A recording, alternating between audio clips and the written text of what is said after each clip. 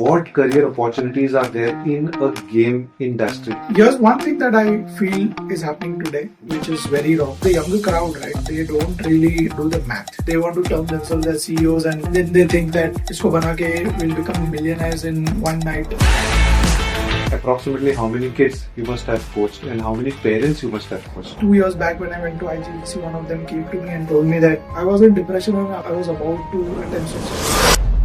Do you think games should become a little cheaper for it to become even more popular? India, in terms of downloads, is number 2 or number 1 globally. All these companies like PUBG, the Craftons, and all these arenas making $200 million a year from India. Recently, the big thing is India's banned gamble games. How big was that market in India? They used to pay roughly around 20,000 crore GST in a year. If somebody is not into games, will they still enjoy or can watch Mukti? Yeah. Tell us about Mukti. So,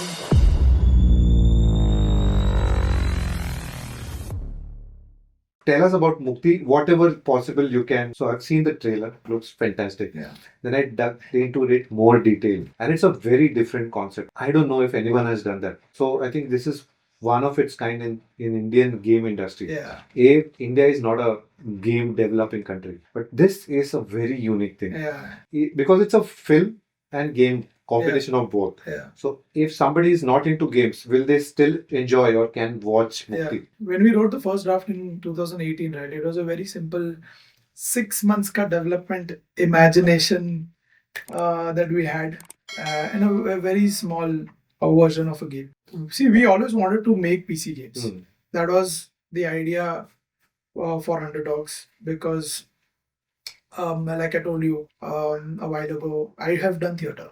Right, so I have spent around 10-12 years of my life on theatre, acting and directing Marathi plays. Wow. So almost all of these theatres in Mumbai, we have performed. That would have been another jhatka for your parents. Like, engineering to kar hi nahi raha, ye acting kar raha hai, game khel. No, that they knew. Like, see, I was more into this cultural and all those things, no. So into sports, into all of these things. So, and that is something that I did on weekends. Correct. So that was not a problem for them at all. And they knew, and I was very sure that it's not my career. It was magical. Theatre was magical because everything that you do in the 6 days of a week, on Sunday, you live another life. You live a different person on theatre. When you step on the stage, it's a different world. Yeah. And then the first clap, and then you go into a different kind of zone. It's a trip. Yeah. So theatre was that for me. So it was never a career. But because of that, I loved storytelling. I went crazy behind researching and digging more into how stories are told. I always wanted to make experiences. Even in games, although we were building these mobile games and to make money and all, we had these ideas of creating experiences that can touch people's lives, right? So we wanted to make games for cause, games that has subjects. Even before Mukti, we made a game called Till the Dawn Waiting. Okay. And I haven't spoken about this a lot. It's still there on Steam. It's called Till the Dawn Waiting. It is about, I made this game in 2017. There was a hurricane that came in Florida. I think it's called Era or something. What happened during that time was everybody from Florida during that hurricane, they fled away, leaving their pets behind.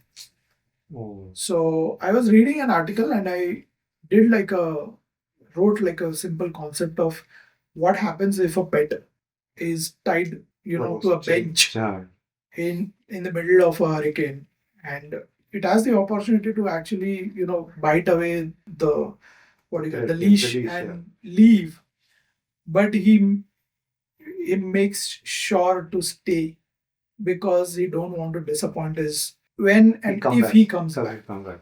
So it was like a 30 minutes game that I wrote. It's a simple point and click dialogue based system where there are different animals that come and tell him to leave because he's going to die, and he's trying to convince them that I won't go because I don't want to disappoint my master. Wow. and eventually there's a choice making at the end of it. If you go on YouTube and see, you will find hundreds of videos of people, of YouTubers playing that game with their dogs, with their cats. Oh wow. Next to them. They're streaming it, dogs or cats next to them, and they're literally crying out. So these are the games that we always wanted to make, right? So it didn't make good money on a revenue side for sure, but the amount of satisfaction that I still have, that I'm talking about it right now. I also remember at one expo, we took that game. We actually made that game 1 hour long. Okay. We cut that down because it was painful for people to stay on that game for 1 hour. So we cut down to 30 minutes. There was a reporter who wanted to write about the game, and he, at the end, when he wanted to make a choice of leaving or staying, he couldn't click the last option, and he started sobbing. Wow. And he said, "I'll not do it." And he didn't do it. He just left the game, wrote about it the next day. But I'm saying that is something that we wanted to do. And all of that comes from how storytelling is one of the biggest part of my life, right? So 2018, we wrote that first draft of Mukti. We read a few articles about how do we bring an impactful subject into it, and we read articles of different things, and human trafficking is something that caught our eye. Okay. Because it was happening a lot and all over the world. We decided to write a small story. We did like we didn't focus on story at that time much, but we did like a 10 minutes Unity demo. We put that out, the trailer. Unreal liked the concept. Yeah. And Unreal reached out to us saying that, hey, we can get a mega grant if we try to do this in Unreal. And we said, why not? So we shifted to Unreal. We got a mega grant of around $25,000 at that time. We used that money to make a vertical slice. And by that time, we were polishing the story. So we were from 2018 to, let's say, 2023, we were only polishing the pre-production, the story, the loopholes, the puzzles, and all of those things. 2024 February was the actual production of the game that started. So people also have a big confusion saying that, if we wrote a game in 2018, it is not that the game has been making for last 6-7 years. Correct. There's a difference between pre-production and production, right? Correct. And being a sensible studio, we always made a fair choice of not getting into the production because we didn't have money. Right? Okay. We didn't have money to actually, because it's a game which will need some funds. So we didn't go into production. When Sony came in, that was the time we decided to go into production. 2024 February, the production started. It's been around 17 months. We are in alpha, and it's going good. But just talking about the concept and stuff, right? Correct. We are a big fans of story-driven games. So we've played games, and this is coming from the entire core of Underdogs, not just me. Games like Gone Home, What Remains of Edith Finch, Firewatch. These are games, 3 to 4 hours of games, which takes you through a journey, a roller coaster ride, and then it is an experience, right? So we wanted to do something like that only. So we know we can't really pull off a battle royale game because that's not the strength of the studio. But we are good at storytelling. So we decided to go into that genre. But at the same time, we also wanted to do something very unique. So a couple of things that fell in place was the backdrop of India. Okay. Because there's a lot of hype around Indian games. And whenever somebody thinks about Indian games, they think about mythology. And we didn't want to do that. We wanted to show a modern story of modern India. True. So we decided to put the entire game into a confined environment of a museum. Through museum, you can tell thousands of different stories as well. Indian historical stories. Because there are artifacts, and there's a miniature piece of Taj Mahal, so people know what Taj Mahal is. So backdrop of India was one thing. Human trafficking as a subject. We don't preach human trafficking. We are not talking about do's and don'ts. But we are telling a story about someone who has gone through that experience. And the third most important thing is, even if today we have all those technologies to do great animations, facial expressions, nothing can match the human emotions, the realistic human emotions. And because we are talking about a serious subject, we wanted to bring in real actors. Correct. My experience of theatre and my connect in the industry Hmm. fits really well for us to pull this off. Correct. So we decided to bring all those cutscenes that we wanted to show the story, right? All those cutscenes we decided to do live action. Okay. So we onboarded a great set of actors that we did, and then we did like a proper production schedule, 20, 30 days. 20 days actually we did in the outskirts of Mumbai, in Mumbai. Hmm. We actually did like a proper set.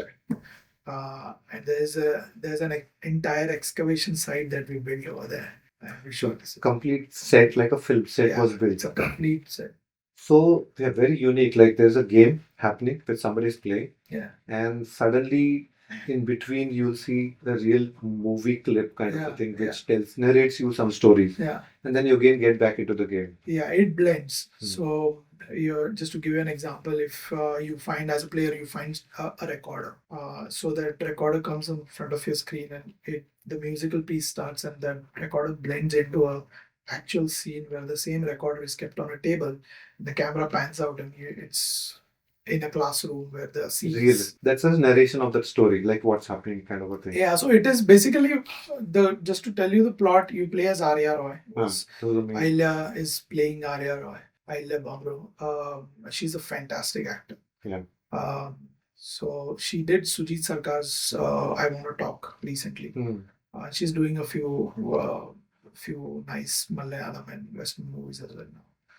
But she lands in this museum because she's worried about her grandfather.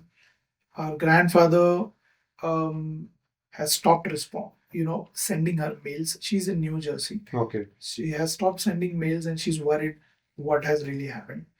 It's been like 2 months that she has not been able to connect with him. So she comes here to see what has happened. When she lands in the museum, she sees it's kind of, there are things here and there, and nobody's there. And then you, as a player, explore this entire museum. So as a player, you don't leave the museum. Correct. It's confined environment in the boundaries of a museum. You explore the museum, you solve puzzles. All these puzzles are around Indian ethos. Yeah. So there is a puzzle on Aryabhatta's discovery of solar eclipse, Lothal port from Mohenjo-daro times. So there are like 15, 20 puzzles like these. Every time you solve a puzzle, you get an evidence which Takes you to the next level.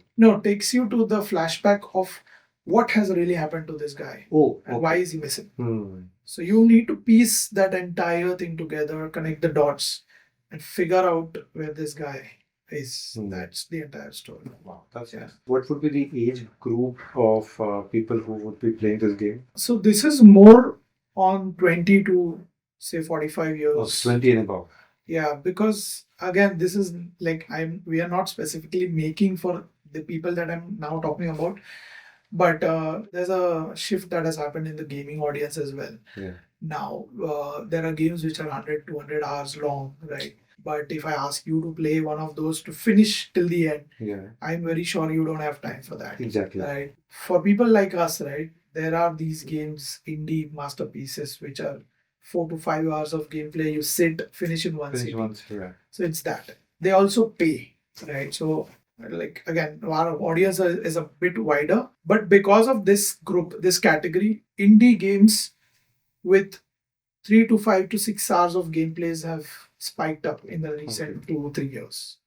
So we are into that bracket. Cool. So that gives us a lot of idea about what Mukti is. Yeah. And I think Mukti will be launched or released in 2026 is what I understand. Yeah. So the window is 2026. Tell me one thing, because as you said, it's more on Indian monuments and Indian history. Yeah. Do you think it can reach the global audience as well? It is for the global audience. It is not for India. Yeah. Honestly, the game is made for global audience itself. Now there is a debate on relatability versus regional, right? So when I have to make a game which is very regional, I need to also make sure that it is relatable to the global audience. And it is not just about game, anything. Like I'll give you a simple example. If you see Hanuman Kind, his music is Indian. But it is very much relatable to the global audience, and that is why it has picked up, right? Because the Western audience is they like the culture. They want to explore more. More. Yeah. You might have seen a lot of. I think in the last 4-5 years, we see a lot of games which has showcased Indianness into it. So there's a game called Hitman which had one level of Mumbai into it. There's Far Cry. There's Uncharted which has a Lost Legacy thing which was specifically based in India. Yeah. Our idea of having that backdrop is because we know how our world looks like, right? And no game has actually showcased that. So the global audience would probably love it. So the audience purely is global. From India's standpoint, India don't have the payers right now. We don't have a lot of users who actually buy games. But that is also growing. Like that thing is happening. We'll see a lot more buying users on PC and console in the next 3 years. But for Mukti is a global game. It is focused to the US, UK, Canada, all of those countries primarily. But because it is an Indian story, because we are putting 2 languages into it. Okay. So the entire game is in English and Hindi. Also. And this is again, a lot of things happened for the first time. Ludo King came for the first time and blew up. PUBG, Free Fire also came in. So this is, I think, like it is again.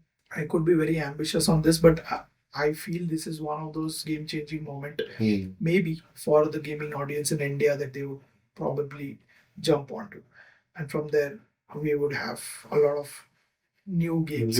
Yeah, I think I'm like really hope and wish Yeah. that this game changes because this has created an impact in everyone's mind that this is very unique and this should be a game changer game for India. Also, one small thing that I want to add is as Mukti developed and when we were discussing this with Sony in 2023-24ish time, we decided to go transmedia. So when you write a fascinating world, powerful characters, your stories can be taken into multiple mediums. Right. So we, from a game, it automatically went into a big IP, which we can take to other mediums as well. So as of now, it is again ambitious element, but we are still having discussions with a few people right now that how Last of Us came in as a game and then went into series, or Witcher happened into same format, Fallout happened. We want to do this, into a transmedia project. Once the game comes out, also we are doing a live documentary right now in the studio. So everything that has been happening, which is, it's been recorded. My next question is, AAA games are expensive. Yeah. It's not a game which can be easily accessible using your web page or mobile phones and things like that. These are very niche and expensive, dedicated. A kid has to fight with the parents to get a kind of a console which is such a heavy. And a man has to fight with his wife. With his wife, and the wife continuously keeps complaining that you bought this game and the kid is not studying. That's what happens in my house. Do you think games should become little cheaper in terms of the entire console part for it to become even more popular? Or do you think that the console games, like, it has to be niche and that kept so expensive, and if people want to explore mobile games and all, they can do it? See, globally, they have the appetite.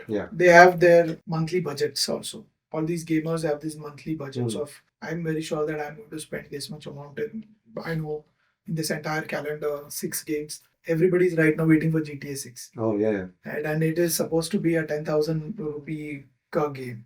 It's going to be one of the expensive games, right?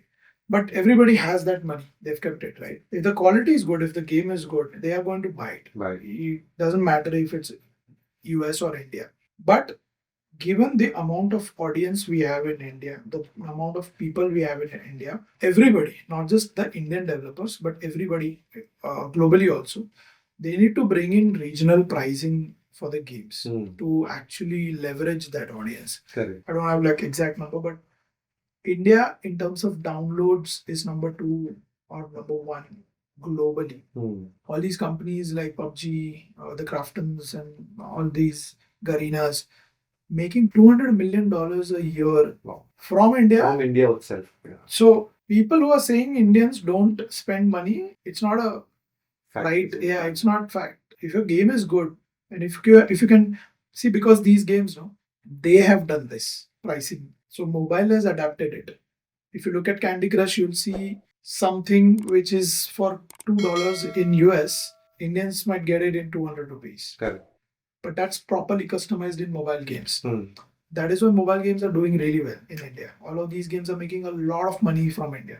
But that is not happening on the PC and consoles. PC, right. Yeah. And recently, the big thing is India has banned the gambling games. Yeah. So, how big was that market in India? Of course, it's a revenue for government also, right? Because when Yeah. people play, there's a lot of money exchange happening. Yeah. But then, what do you think has? Why did this happen? And has it impacted the console games like in a better way because of this game clashing? Or the audiences are totally different? Audiences are different, Hmm. but it has 100% positively affected pure play games and esports. Okay. Just to give you a context to the audience, right? There was categorization of gambling and gaming. Government for a long time believed everything is same, Hmm. and they termed it as online gaming, Correct. which included RMG games, fantasy, gambling apps, and games like what we are making, Yeah. right? So all of this fell into the same Online gaming. Yeah. Now, because of that, what happened was, you remember like 3 years back, there was a 28% GST. GST on, You know, they slammed it on all these. We had to fight the game. So that fell on the pure play game also. No, No. it was falling. Yeah. We took a stand against it. We wrote a petition. We took it to government. Around 70 companies in India. We came together, Hmm. and at least that didn't happen. But technically, online gaming bracket was same. Also, there is a code, right? Which for every company that you register, there is a code. Correct. Even today, it's same for all of these. So what happened was, RBI told all the banks that any company that has this code, reject it. The inward remittances or outward remittances, the money that is supposed to come in your company from outside, Hmm. RBI just blocked it. Okay. So for them, it was, they were trying to stop gambling activities, but for us, it became like a nightmare. Hmm. This is just one example that I'm talking about. There are too many things that are connected to this. There are people who are going into depression, suicidal things, and everything comes down to online gaming, and Correct. because of that, there are chances that all of it could be banned. So the first thing to do was to segregate these two categories, which government did. Our whole agenda was to just segregate it. Correct. We don't have like any problems with all these companies and making the businesses. They were doing really good for them and the country also, in terms of the revenues. Yeah. Not in terms of the human lives lost and all that stuff. I'm only talking about the revenue. They used to pay roughly around 20,000 crore GST in a year.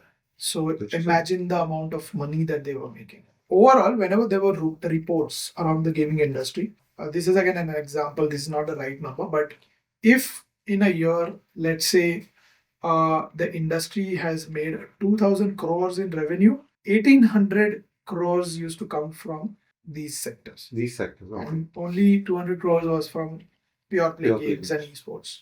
That was their contribution to the entire industry. But because of that, what happened was, globally also the story, the narrative went like India only, the Indian gaming industry is only consisting of rummy, all of these things. So we wanted to actually get away from that. So our whole petition and our whole to the government, the narrative to government was just segregate it. Let them do what they're doing. Yeah, we don't want to get into But that. government just came in and banned it, which was again a big shock for. I was not in 100% support of that, because at least there needed a transition period for them to actually pivot or do something else, because there are thousands of people actually working in these companies. Working in this company. Yeah. MPL, I think, fired 50% of their, 60% of their staff. Dream 11 actually converted into a different app, something like that. But what happened because of this for esports and pure play games is, government started getting involved into this sector with like full throttle.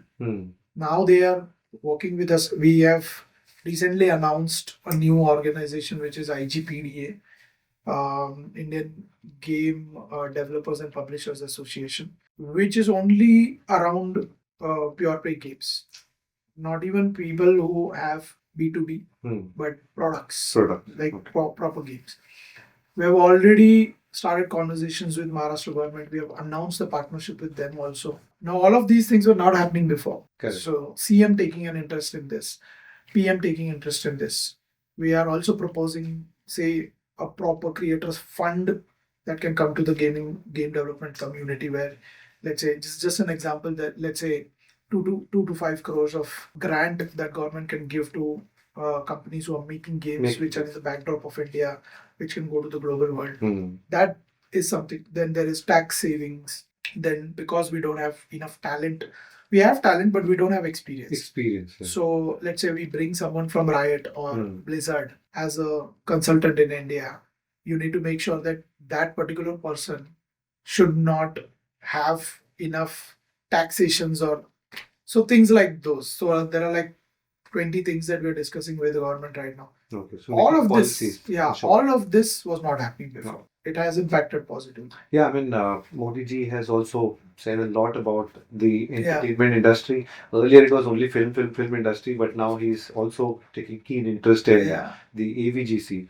And games, he's spoken a lot in his interviews and things like that. And support also from the government is been seen. Yeah, they have also seen the numbers, no? Like last example that we had was, if China had and again, I'm not comparing, we are way behind in terms of the talent that China has in terms of game development, and I'm very open about it. But look at this example. China made Black Myth Wukong, let's say in $50-60 million, and that game made 10,000 crores in 1 month. 1 month. Now that is, along with spreading the cultural vibe in that game, the story behind it, right? The Indian government has been consistently saying that we have millions of these cultural aspects that we can bring out to the global world, which is true. Today in Mukti also, we have added so many things which, forget about the West, even India has no clue about. Yeah. Like, if I tell you Aryabhatta's name, everybody will just connect him to zero. Yeah. Zero banaya. Even Galileo's and the Einsteins of the world took his learnings to actually prove that there is a solar system. And because during his time, he had so many contributions in the physics and astrophysics. He has written so many documents about the discovery of solar eclipse. Nobody knows about this. There is a person called as Sushruta. He was a saint from India. He is considered as the father of surgery. Oh, is it? Yeah. The story goes where during the war times in India, this guy used to sit, is a very respected saint, right? He used to sit next to Ganga river, and everybody who is dead, right, in the war, used to take the bodies and stitch someone's ear, and then he used to give them the mukti. He's the one who started the surgery. His learnings were taken to Nalanda. All of these learnings were then taken to the West to actually discover that surgery. Wow. There are so many stories that Indians ko hi nahi pata, to unko kya maruf. So that's where there is a big opportunity for India at this time through games, and it is actually making a lot of money, more than the music and the movies globally. Yeah. Let's again talk about not directly Mukti, but when you develop your own IPs, do you also take feedback from ordinary players? How do you feel about this? There's something called as play testing, which happens at various stages in your game development. We started that in the early stage where we finished the first playable of the game. Although we did only with the people that we knew because of the confidentiality. But playtesting is a thing where you just give what you make to someone to just try it out without disturbing. No. If you try and tell him go here, go so here, then he's not playing. Yeah. You need to see what he's doing and then fix your things based on how the player is reacting. We do that, and every game which has been successful, right? Otherwise, you just are in your world. You do what you think is right, Right, yeah. and then it So just the game is doesn't not work. for the audience. I Yeah. suppose. So what kind of career options are there in game? Because a lot of people, when they say I want to get into games, some people say I love games, but I'm not a developer. Yeah. Like ये मेरे से नहीं होगा. मैं खेलता हूँ, अच्छा खेलता हूँ, I'm an expert, but I Yeah. can't develop games. Yeah. And there is content creation side, which is creating assets, creating the characters and element, and you know all these things. Yeah. And maybe he'll say कि मैं artist भी नहीं हूँ. Yeah. मैं ये भी नहीं कर सकता, वो भी नहीं कर सकता हूँ. So are there career opportunities, or what career opportunities are there in a game industry? If you can just quickly touch base on. There are a lot if you go and subdivide all of these things, but broadly there are only 4 categories. Number 1 is game design, where you write a game. Writer of the game, right? Number 2 is game art, Hmm. where whatever the game designer has written in the document, you actually make the art assets. Assets. Yeah, That is more in the 2D or 3D. Yeah. If it's a 2D game, you make on Photoshop and all this. And 3D है तो Maya, Maya, ZBrush, Substance Painter. The third one is a game programmer, which is what a game developer in general is. And the fourth one is a game tester. These are the 4 broad categories. Whenever someone has to, want to get into the industry, this is my, ultimate tip that I give to everybody. See, if you want to get into the gaming industry, think about these 4 categories. Think about what skill you possess. अगर आप logical, आप analytical, आप you can code, you have a background of say computer science or engineering, you're naturally driven to game programming. Then don't become a game artist. Correct. If you are good at art, become a game artist. If you think you can write well, you can visualize newer worlds, write good backgrounds, and it's just not writing, it is more of balancing also. So there's a lot of game design element that comes later in the game ko balance kaise kare, what is the game economy. There are Excel sheets, there are bigger Excel sheets, which like a simple example of Candy Crush. Yeah. If I tell you Candy Crush mein, I need to make sure as a developer that people should only play it for like 1 hour. Okay. I want them to stop playing that. So I'll give 5 lives. And I'll make sure that wo khatam ho jaye. And then you will have to wait for 2 hours to fill that up. All of that economy balancing, there is a lot of math to it. That also you need to know as a game designer. And then game tester is something which is you need to play. You need to be an avid gamer to actually. But it's not the only thing. You need to be very, very active, and you should have a keen eye to the details in the game. Because just a simple example, if you in regression testing, you basically do random taps on the game. If I'm playing a mobile game, I randomly mobile pe tap karunga, and if there's a bug, okay, and then you find a bug, and then you take it to the programmer. Now explain the bug to him. Correct.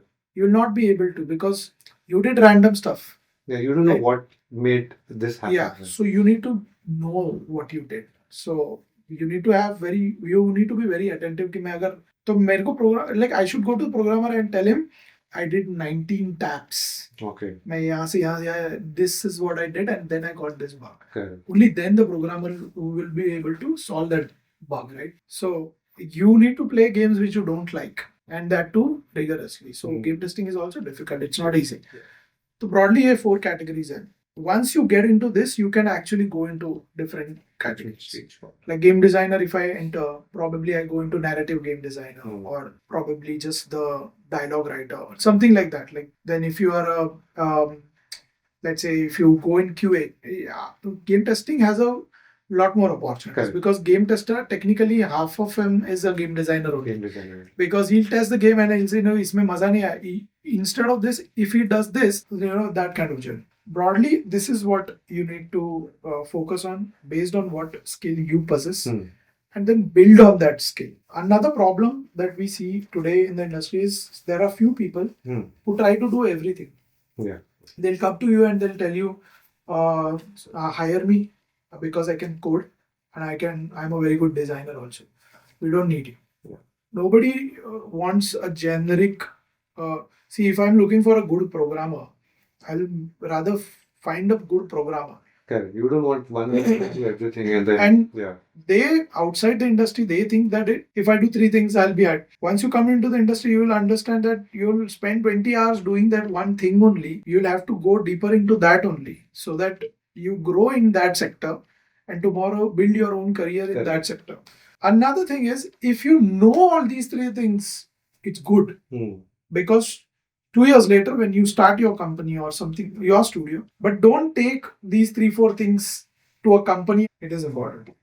So, if somebody wants to start a career in gaming, a lot of people, as you said, when you were playing that black and white game, you had this in mind कि boss, मेरे को तो इस industry में घुसना है. So, what is the right age, according to you, to start thinking that I want to get into this? I think there's no right age for this. Like today I see 8-year-olds also coding.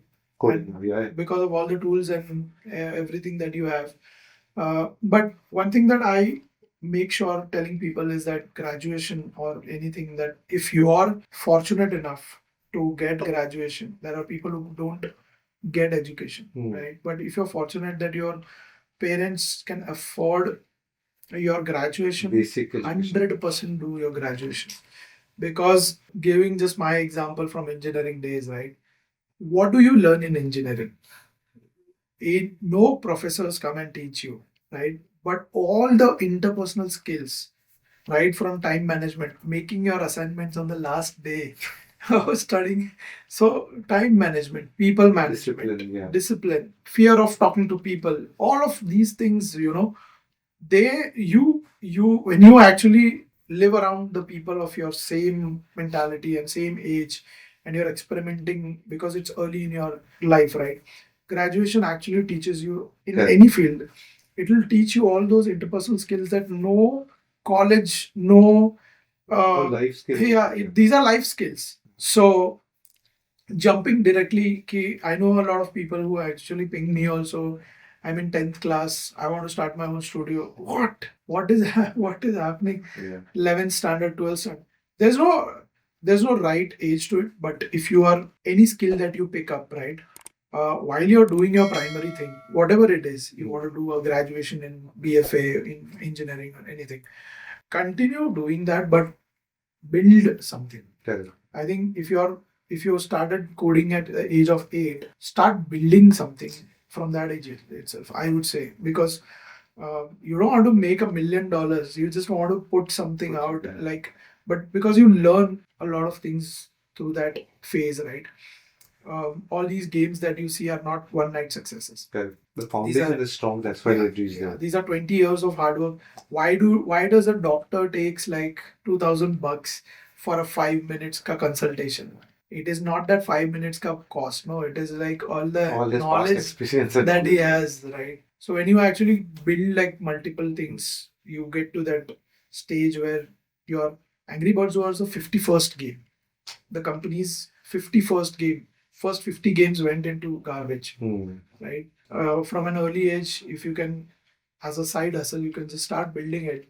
Eventually, all of that helps you to build like a great portfolio. There are still parents who does not want their kids to get into gaming because they feel gaming is khelna kudna, same which they have been doing it for years as a career.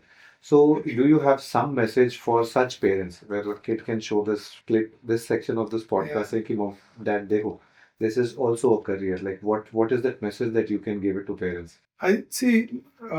Parents should actually take a rational approach towards this by researching about the industry first. And there's ample amount of information today compared to what we had, right?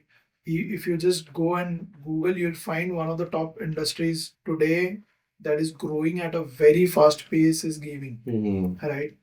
There are numbers that speak about itself, right? Which company, like if I have to just give you some examples, I don't know a lot about the other industries, but maybe from your experience also you can, correct me if I'm wrong. 2-3 years back, there's a company called Play Simple in India, got acquired for $365 million.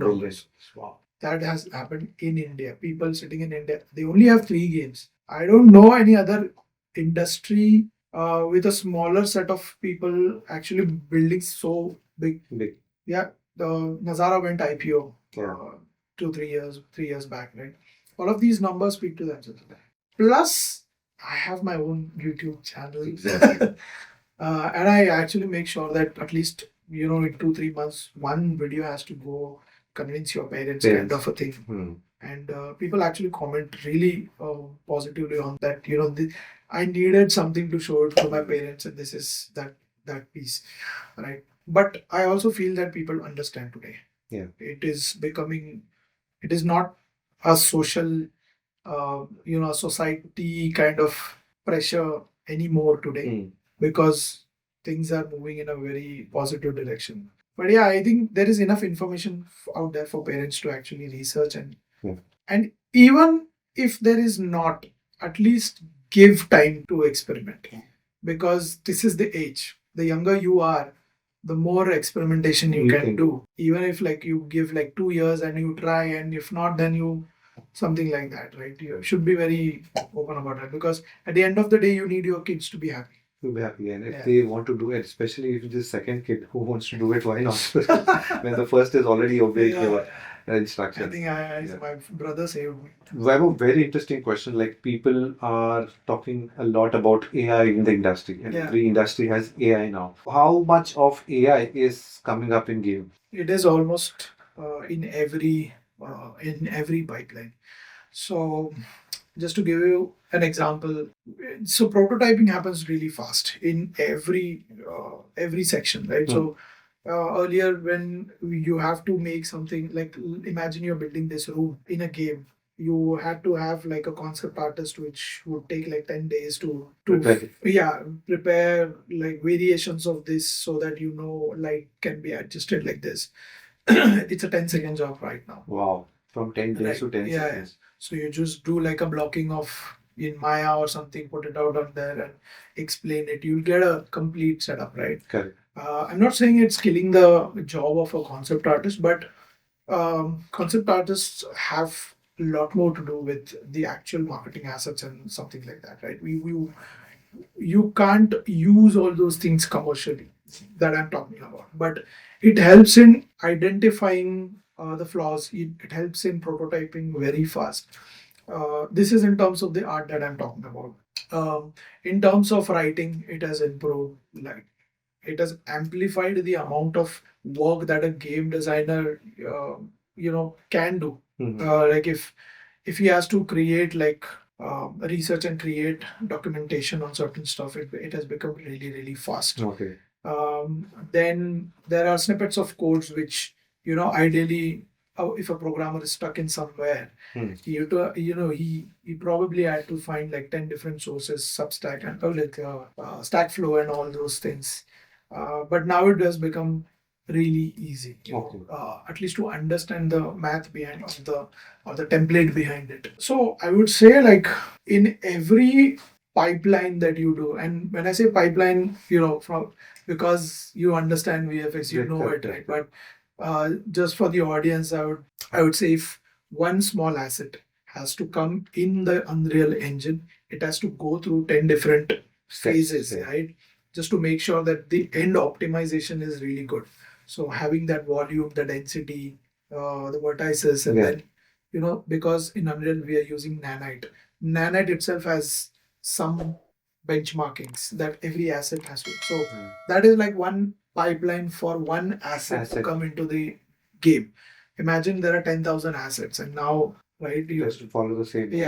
But even in this process, you can use AI to actually, and reduces the laborers force, basically. So, and again, like, it's out there, everybody's talking about it, that it's not the AI that is taking your job, it's the person who can not learning AI. The person who can actually use AI better is going to take your job, right? That's something that everybody should actually get into as soon as possible. So Vaibhav, thank you so much for being here, and it was great talking to you about the Indian game industry, and especially your company Underdogs, and the biggest project which we are all hoping to be released soonest, that is Mukti. And thank you so much once again. Thank you for inviting me again. It was great conversation. Thanks.